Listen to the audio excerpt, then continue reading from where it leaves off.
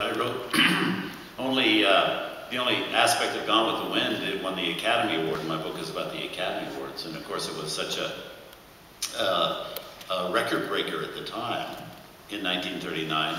The thing that's always amazed me about Gone with the Wind and the Oscars is the fact that there's no film that ever opened and won an Academy Award so soon after it opened, because it opened in Los Angeles, what, December 28th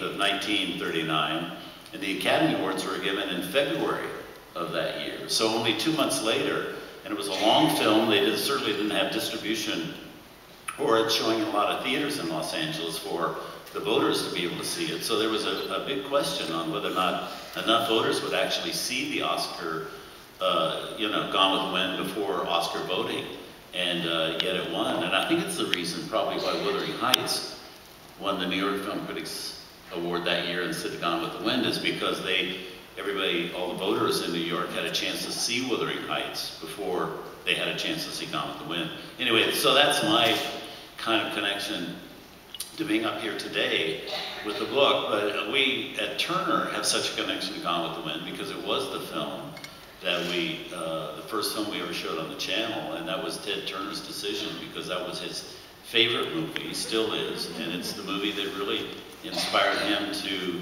become a great film fan, and also inspired some of his own persona, I think.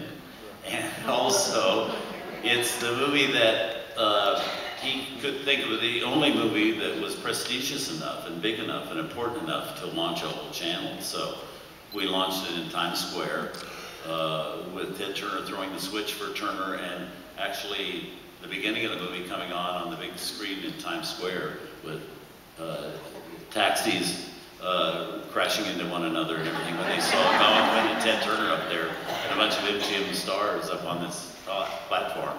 Anyway, we're also going to be showing it on December 15th.